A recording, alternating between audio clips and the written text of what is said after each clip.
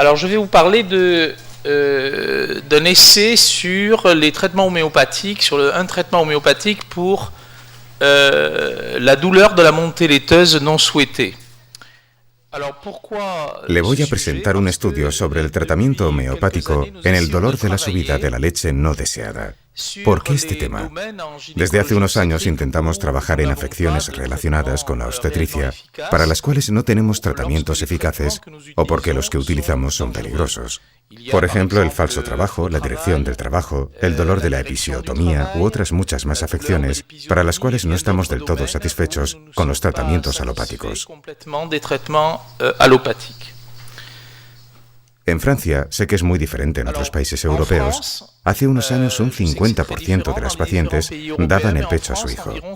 Esta cifra ha aumentado estos últimos años y ahora casi alcanza un 70%. Pero un porcentaje no despreciable de mujeres no quieren dar el pecho, bien porque es su elección, bien porque lo tienen contraindicado por tomar medicamentos incompatibles con la lactancia o porque están infectadas por un virus, etc. Esta subida de leche es dolorosa en un 50% de los casos. Es decir, que un pecho no estimulado por la succión del recién nacido puede llegar a producir leche en la mitad de los casos.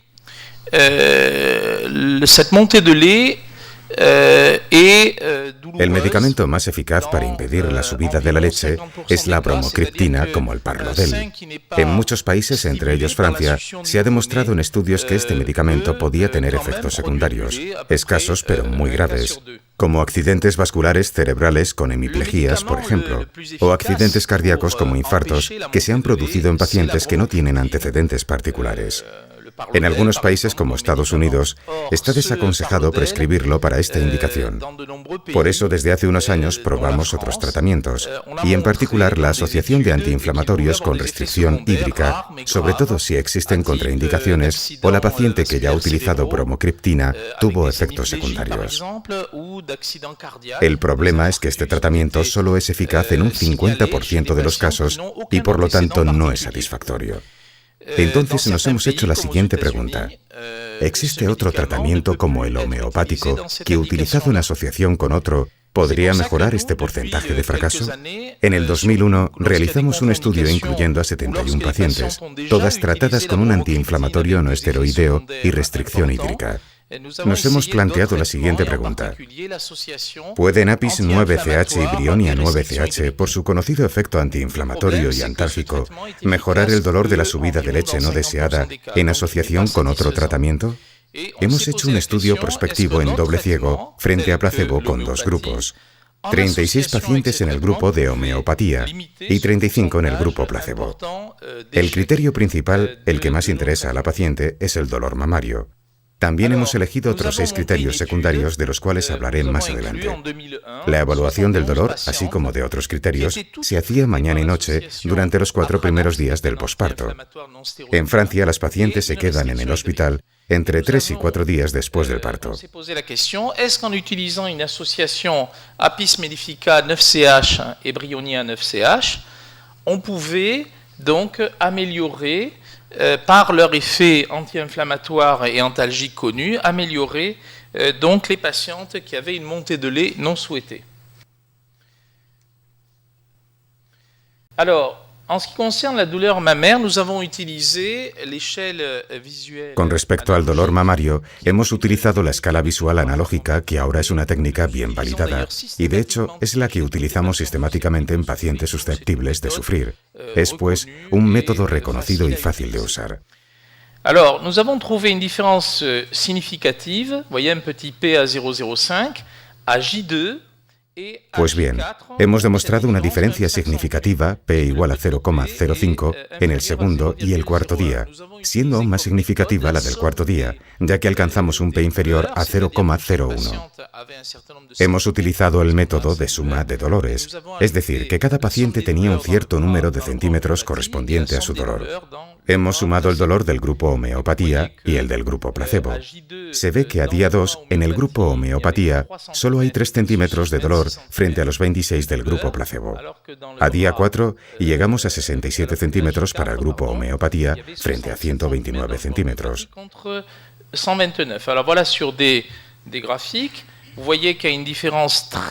Los gráficos muestran una diferencia significativa clara entre el grupo homeopatía y el grupo placebo sobre el conjunto de los dolores. Esta diferencia se acentúa aún más a día 4, aunque no sea muy claro en el gráfico.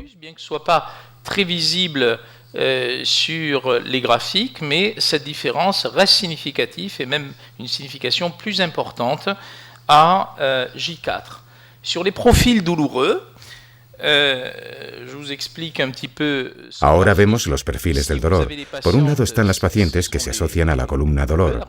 Va desde pacientes 0 que no sufren, pacientes de 1 a 3 con un dolor moderado, y así sucesivamente, hasta llegar a dolores importantes y muy importantes. Se ve que a día 2 las curvas son casi comparables, pero siempre hay una superioridad de la homeopatía, y esta diferencia es significativa, como ya he dicho anteriormente. Il y a toujours une supériorité de l'homéopathie, et cette différence, je vous l'ai dit tout à l'heure, était significative. Alors, à J4, la courbe est plus intéressante. A día 4, el gráfico es más interesante. Se ve que las pacientes del grupo placebo responden a una ley gaussiana, es decir, que el punto máximo del dolor se sitúa donde los dolores fuertes, escala de 4 a 6. En cuanto al dolor moderado o muy importante, se ve que hay casi el mismo número en un grupo que en otro. Sin embargo, la curva del grupo homeopatía es completamente distinta. Baja regularmente y es claramente mejor. Hay una clara diferencia entre el placebo y la homeopatía en cuanto a pacientes que no sufren en absoluto. Las curvas se acercan un poco en un momento dado para el dolor moderado. Para los dolores fuertes de 4 a 6 y 7 a 9, la homeopatía tiene una diferencia a su beneficio y se ve que ninguna paciente del grupo homeopatía ha sufrido dolores máximos. L'homéopathie a une différence au bénéfice de l'homéopathie et vous voyez qu'aucune patiente sous homéopathie n'a souffert vraiment de façon très intense. Alors en ce qui concerne le deuxième point, nous avons étudié la tension mammaire. Alors là, bien sûr, Por otro lado, hemos estudiado la tensión mamaria. Allí los resultados son mucho más subjetivos porque no hay escala objetiva. Hemos preguntado a las pacientes que nos indiquen la tensión mamaria según 3 grados. Sin tensión mamaria, una tensión moderada y una tensión mamaria importante. No hemos encontrado una diferencia significativa hasta el día 3, pero el día 4 la diferencia sí que es significativa. Los gráficos son del día 4. A primera vista tenemos la impresión que con homeopatía la tensión mamaria es más importante, pero no es así. Y a día 4 la diferencia es significativa. Elle est à J4. Pour les autres critères, nous avons Para los demás criterios, por ejemplo, hemos estudiado el derrame espontáneo de leche, que molesta particularmente a las pacientes. También hemos cogido 3 niveles para medirlo. Nada de derrame, un derrame moderado y un derrame importante. Al igual que para la tensión mamaria, la diferencia no es significativa hasta el 4º día, con un P igual 0,05. P à 0,05 à J4. Voilà sur le tableau où on voit que la différence devient différente ici à P 0,05. En ce qui concerne les autres critères que nous avons étudiés, l'hypervascularisation, la rougeur... En cuanto a los demás criterios, como la hipervascularización, rojez, fiebre y cambios en el contorno de pecho, no hemos encontrado una diferencia significativa. Alors, vous savez que l'allaitement maternel, c'est le meilleur aliment. Como ya sabe, la leche maternal es el mejor alimento para el recién nacido, no solo desde el punto de vista nutricional, sino también desde el punto de vista relacional. Alors, il n'y a pas, lorsque, je vous le disais tout à l'heure, lorsqu'il n'y a pas de mise au sein Cuando no se amamanta al recién nacido, un 50% de las pacientes sufren una subida de leche desagradable o dolorosa. Hemos intentado buscar en la literatura si existen otros estudios controlados y randomizados sobre este tema del dolor de la subida de la leche. Solo hemos encontrado 2 estudios incluyendo al nuestro, es decir, solo uno más. Contre cette douleur de la montée de lait. Bien sûr, des études qui sont contrôlées, randomisées. Eh bien, nous n'avons trouvé que 2 études, y compris la nôtre, donc qu'une seule étude. Et puis, Philippe Bellon m'a fait part de... Philippe Bellon me habló también de 2 estudios no publicados.